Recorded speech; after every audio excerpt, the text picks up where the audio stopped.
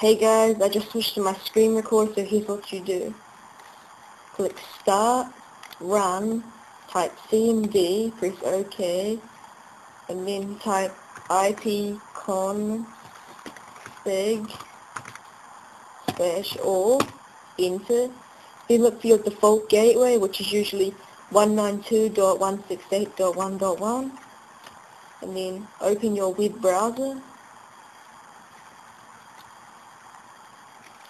and type in the address bar 192.168.1.1. Usually this is most people's default gateway.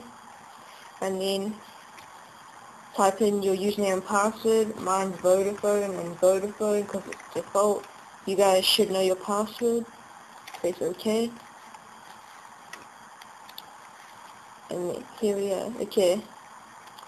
Now the problem was I was on the internet but I couldn't go on anything, and here's what you do. There's two ways to do this. The first way is settings, and you have to restore your router to the default factory settings, and because your router wasn't configured properly, and like somehow it just does that. Because mine was configured properly, but like something happened to it, and my internet I couldn't fix it for like 2 months, and so I just found this out. And the second way to do this is, on the back of your router, there's a small reset button, and you stick like a paper clip in there for 10 seconds.